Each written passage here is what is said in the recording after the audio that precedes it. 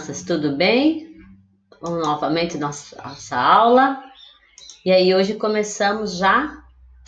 Aí, eba, né? Já começamos com. Opa, já passou também sem querer. Já começamos felizes, né? Eba, né? Mais uma aula. Eu tô assim, pelo menos. Eba, né? Espero que vocês fiquem assim animados em todas as aulas, né? Estejam preparados para nós estudarmos um pouquinho mais, mesmo à distância, mas ainda mantendo o nosso contato, nossas aulas, tá bom? Então, ó, força, né? Muito bem. Nossa aula de história de hoje, vocês vão pegar o livro de vocês de história, o livro Liga Mundo, né? Então, vamos dar sequência. Lá na página 40 e na página 41. Então, sempre é importante vocês estarem com o livro juntos, abertos, e irem acompanhando a aula conosco, tá? Para facilitar para vocês, tudo bem? Bom, se nós estamos dando sequência, trabalhando um pouco sobre o nosso Brasil, né? E um pouco o Brasil, falávamos do período Brasil colônia, né? Na época em que o Brasil, lá em 1500, 1600, 1700, um pouquinho mais, em que o Brasil pertencia para Portugal. Então, nós éramos uma colônia de Portugal, né? Depois era assim que tivemos a independência e o Brasil passou a ser uma monarquia, né? Bom, aí aqui nessa parte da história nós fizemos um pouco, né, o livro faz um pouco um recorte para nós falarmos então do direito indígena, que é a luta pelas terras. Então nós vamos falar um pouco do povo indígena. Na aula de geografia, não sei se vocês assistiram, irão assistir, né? Nós falamos um pouco da influência da cultura indígena, inclusive no nome do nosso estado, Paraná, né? O nome do nosso estado, ele é de origem indígena, né? Ele vem da língua Guarani, né? E inúmeros outros municípios também. Então, mas a influência indígena na nossa cultura, ela não é só em nomes, nós veremos um pouco sobre isso. Bom, vamos começar a ler aqui o texto, vou ler com vocês e nós vamos conversando, tá? E depois, se surgirem dúvidas, entre em contato com a prof para nós conversarmos novamente. Então, vamos lá. O título desse texto, lá do livro, diz assim: Direito Indígena, a luta pelas terras. Aí ele começa assim: o Brasil é um país multicultural. Depois nós vamos ver o que significa ser multicultural, tá? O que significa isso? O Brasil é um país multicultural. Nós já iremos ver. Por que ele é um país multicultural? Pois nele há diferentes culturas que se relacionam. Essa convivência beneficia todos e muitas vezes resulta em trocas de saberes, estimulando o respeito aos diferentes jeitos de ser, de pensar e de agir de cada povo, né? Então, nós vamos ver o que significa, daqui a pouco a prof vai para lá. O que significa, vamos dizer aqui, ó, multicultural, né? Nessa palavra multicultural, nós vamos pegar esse prefixo, esse pedacinho multi. Multi significa muito, várias, né? Cultural vem de culturas. O que são culturas? Vamos resumir assim: são modos de viver, são jeitos de viver. Nós sabemos que no nosso, não só no nosso, vamos pensar assim, no nosso município, no nosso estado, no nosso país, no mundo, existem muitas maneiras diferentes de viver, são culturas diferentes. Então, e nosso Brasil, como ele é constituído por diferentes povos, então nós temos muitas culturas diferentes. E aí, qual é a melhor cultura? Não existe, não é uma questão, nós já conversamos também sobre isso, não é uma questão de melhor ou pior. São diferentes culturas e o que cabe nisso é respeito. A maneira como nós vivemos numa cultura. Nós gostamos, tá? Nós estamos adaptados a ela, mas existem outros povos que têm maneiras diferentes de viver, são outras formas de viver. Pense em lugares do mundo, por exemplo, que comem gafanhotos, né? Nossa cultura, nós não gostamos, nós não comemos, nós não nos adaptamos, mas tem culturas que comem, né? Então, qual que é o certo? Não é certo, é respeito. Quem gosta, come, quem não gosta, não come, né? Então, nesse sentido que nós temos que pensar. Então, nosso país, ele é multicultural, ou seja, tem muitas culturas, muitos jeitos diferentes de viver, tá? Muito bem. E aí, voltando aqui, ó, essa convivência, muitas culturas, muitos jeitos diferentes de viver, elas têm que estimular justamente o respeito por esses diferentes jeitos de viver, esses jeitos diferentes de pensar, esses jeitos diferentes de agir dos povos, tá? Bom, falando desses jeitos diferentes de viver, os povos indígenas do Brasil têm um jeito diferente de viver, têm uma cultura própria, né? E eles conquistaram o direito de manter e defender o seu modo de vida, as suas crenças, as suas tradições, os seus costumes. Isso é o que garante a Constituição do Brasil, né, que foi promulgada em 1988 e é a maior lei do nosso país. Então, a Constituição brasileira, a maior lei do nosso país, garante direito aos indígenas de manter e defender justamente essa cultura deles, ou seja, esse modo de viver deles, essas crenças, as tradições e os costumes. Então, vamos ver aqui na sequência do livro, deixa eu passar aqui. Está aqui, hoje vai para frente e vai voltar hoje, né? Então, lá na Constituição, né, da República Federativa do Brasil de 1988, que é a Constituição brasileira, lá no artigo 231 diz assim: são reconhecidos aos índios sua organização social, seus costumes, línguas, crenças e tradições, e os direitos originários sobre as terras que tradicionalmente ocupam, competindo à União demarcá-las, proteger e fazer respeitar todos os seus bens. E aí a prof. encheu de ponto de interrogação aqui. Será? Será que tudo isso realmente está sendo garantido nos dias de hoje? Né? Se nós escutarmos um pouco a televisão, as notícias, então isso aqui, a lei estabelece, efetivamente está acontecendo? Vamos encher de pontos de interrogação. Isso a gente chama questionável, né? Será que está assim? Né? Então é complicado, né? A lei garante, mas efetivamente não acontece, né? Infelizmente. Bom, voltando ainda a falar então dos povos indígenas e das influências que eles exercem em nossa cultura, então vamos falar um pouquinho assim, quais foram as contribuições da cultura indígena para a nossa cultura? Porque se o país né, se o Brasil é um país multicultural, com muitas culturas, essas culturas se misturam, né? Um vai ensinando ao outro, a gente vai aprendendo maneiras, né? Nossa cultura é absorvida pelos outros e nós absorvemos de outras culturas. Aqui a prof está trazendo exemplo dos indígenas, mas nós absorvemos exemplos de outras culturas também. Nós vamos aqui ver as contribuições da cultura indígena para a nossa cultura, para o nosso modo de viver. Olha, os índios caçavam animais como anta, veados, capivaras e tatus para sua alimentação. E também praticavam pesca para se alimentar dos mais variados tipos de peixes, pirarucu, tucunaré, traíra, tanto de água doce e salgada. Na nossa alimentação está incorporada. Não vou dizer que nós vamos comer tatu, anta, capivara, mas os peixes, principalmente, eles foram incorporados. Então, muito da alimentação, né, dessa questão de caças, de animais de caça, nós comemos. Nossa, que delícia, né, pescar uma traíra e comer, né?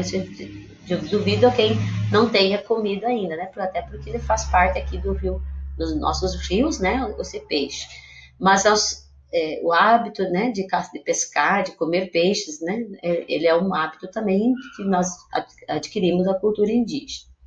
Aqui, a mandioca, gente, também conhecida como macaxeira, como aipim, a questão de comer castanhas, coco, o milho. Nossa, olha quanta coisa nós comemos hoje, né, derivado de milho, polenta, pão de milho, né, tem angu, enfim, tem inúmeros canjica, né, a própria pipoca. Olha quanta coisa que deriva do milho e que nós aprendemos a comer como os indígenas. Aqui as bebidas, o suco de açaí, né, o tão famoso, o suco de guaraná, a própria erva mate que nós usamos para o tererê e chimarrão, tudo isso vem da cultura indígena, né? Nós aprendemos com os indígenas. Nossa, quem de nós não toma um tererê, não toma um chimarrão? Aprendemos a colher e preparar a erva mate com os indígenas. Outra, gente, o costume de dormir em redes, né? Os índios ficavam dentro das suas ocas, né? E nós adquirimos também dos indígenas. Que delícia ficar deitado numa rede, descansando, né? Então, é um hábito indígena que nós também adquirimos. O andar descalço. Quanta gente, quando chega em casa, gosta de ficar um pouco descalço, né? Parece que ajuda até a eliminar um pouco das energias. Então, é um hábito também que nós adquirimos indígenas. A influência indígena na nossa língua, nós temos muitas palavras que são indígenas. Então, ó, abacaxi, tatu, mandioca, caju. Olha a palavra Paraná, que nós já vimos Curitiba, Iguaçu. E aí, o professor colocou de ciências tem uma infinidade, né, de influência. Aqui o professor trouxe uma maneira assim resumida para nós falarmos, né, que as contribuições da cultura indígena para a nossa cultura é muito grande. E isso que é bom, gente, é isso que torna o Brasil um país tão especial, né? Porque são diferentes culturas, diferentes modos de viver, que aqui foram assim, a gente chama imbricando, um foi passando para o outro e formou nosso país multicultural, tá? E tornou ele tão importante. O que nós já lemos, então, seguindo agora um pouco lá no livro, logo abaixo nós temos essa foto, ó. A lei garante, voltando a falar dos povos indígenas, a lei garante aos povos indígenas liberdade para lutar por seus direitos, aprender sua língua na escola e manter a posse da terra na qual tradicionalmente vivem. Tá? Os índios moram em terras que são demarcadas, depois nós vamos ver um pouquinho sobre isso, especialmente para eles, né? Então, eles têm direito a essa terra. Direito também de, na escola, além de aprender na língua portuguesa, aprender na própria língua, tá? Aqui nós temos uma imagem de uma escola, está escrito assim, alunos da etnia Guarani, na escola da aldeia Tecoaporã, no Salto do Jacuí, no estado do Rio Grande do Sul. Essa é uma foto de 2015, olha as crianças indígenas dessa tribo, da Guarani, lá no Rio Grande do Sul, estudando. E eles têm direito a estudar tanto na língua Guarani, quanto no português. Aqui, seguindo no livro, bem no final, na página 40 ainda, nós temos essa outra foto, e aí diz assim, em 2016, indígenas dos povos Pataxó e Tupinambá se reuniram em frente ao Congresso Nacional, em Brasília, em defesa da demarcação das reservas indígenas. Os conflitos e protestos pela posse das reservas permanecem no cotidiano do Brasil atual. Lembra que a prof falou que a Constituição garante o direito deles à terra, à cultura? E aí eu enchi de pontos de interrogação. Se eles está garantido o direito deles, por que tem que fazer protestos? Porque isso colocou um ponto de interrogação, é sinal de que efetivamente isso não acontece. Então os índios precisam, né, buscar, fazer mobilizações de maneira pública para conquistar esse direito garantido constitucionalmente. É de se pensar bastante, tá? Sobre isso. Muito bem. Na página 41, aí nós começamos com as atividades relacionadas a esse tema que nós conversamos agora. Aí lá na página 41, tem a primeira atividade que diz assim, converse com os colegas e responda as questões no caderno. E aí eu coloquei o X aqui, ó. Por quê? Porque não precisa fazer. Como é que nós vamos conversar com colegas e a prof na sala? Não dá, né? Porque estamos sozinhos em casa. Por isso que a prof deixa essa questão, vocês não precisam fazê-la, ok? Não precisa fazer a questão A e a B da U. Ignora essa questão. Quando nós voltarmos para a sala, nós vamos retomar tudo isso aqui e aí nós conversamos sobre isso, tá bom? Na questão 2, tem um mapa, tá? Observe o mapa a seguir e responda as questões. Antes de ir para as questões, nós vamos olhar um pouco o mapa aqui. O título desse mapa diz assim, Brasil, terras indígenas, esse mapa é de 2015, é um mapa do Brasil, olha aqui. E ele tem uma escala, né, cada 1 centímetro, no mapa, cada 1 centímetro no mapa equivale a 465 quilômetros, tá? Então, essa legenda mostra quanto que esse mapa foi reduzido, né, para ficar aqui nessa escala. Nós temos aqui a Rosa dos Ventos, né, se nós colocarmos aqui o norte, a região oeste, a região leste, aqui, né, as regiões do sul do Brasil, né, só para nós localizar. E uma legenda para nós entendermos esse mapa, afinal, do que ele está tratando. Ele está tratando das terras indígenas no Brasil em 2015. Bom, descrição das fases. Aqui em vermelho são as terras declaradas. Então, todos esses pontinhos aqui em vermelho são as terras indígenas declaradas. Bom, o que significa terra declarada? Né? Então, vamos lá. As terras declaradas são aquelas que obtiveram a expedição de portaria declaratória pelo Ministério da Justiça e estão autorizadas para serem demarcadas. Então, começa, primeiro passo, declara a terra como sendo indígena. Isso quem faz é o Ministério da Justiça. Então, todos esses pontinhos vermelhos aqui no mapa do Brasil são terras declaradas indígenas, tá? Então, veja, são muitas? Não sei, mas estão terras em todas as regiões do Brasil, né? Aqui na região norte, temos aqui na região nordeste, temos aqui na região sudeste, temos aqui na região centro-oeste e temos aqui também terras declaradas na região sul, inclusive aqui no estado do Paraná, olha aqui, tá? Em amarelo são as terras homologadas, aqui tem um pouquinho menos. Eu acho que no mapa de vocês, físico, que vocês olharem lá no livro, vai ficar mais fácil, mas tem alguns pontinhos de terras homologadas aqui, ó, amarelo. O que significa terras homologadas? São terras que possuem os seus limites, cuja demarcação administrativa foi homologada por decreto presidencial, ou seja, o presidente já demarcou essas terras, já homologou essas terras. Então, tem, né? Não tem muitas, mas nós vamos encontrar alguns pontinhos de terras homologadas, que são tudo para os indígenas. E aqui as terras regularizadas, que são os pontinhos verdes, né? O que significa terras regularizadas? Áreas adquiridas que possuem registros em cartório em nome da União. Então, esse aqui está pronto, não precisa, já passou do processo declarado, deu homologado, elas já são regularizadas. São essas pontinhos verdes aqui no mapa. Inclusive no estado do Paraná, nós temos aqui terras regularizadas, né, que são as reservas indígenas. Tá? Então, aqui está o nosso mapa, para nós entendermos um pouquinho, né? Então, todas essas demarcações, tanto em vermelho, amarelo ou verde, são terras destinadas para os indígenas, né? Esse mapa, gente, esses dados que a prof tirou aqui, ó, né, declarados, homologados, eles são lá do site da FUNAI, né? O que significa FUNAI? Né? Fundação Nacional do Índio, tá? Então, para a gente entender um pouquinho, né, que isso aqui a professora retirou de lá para a gente entender. Bom, seguindo agora, nós vamos para as atividades relacionadas a esse mapa. Essa atividade 2, a letra A e B, vocês deverão fazer. Farão no próprio livro.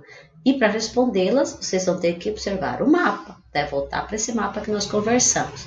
Bom, questão A. Em que estados brasileiros está localizada a maior parte das terras indígenas reconhecidas pelo governo? Voltamos aqui.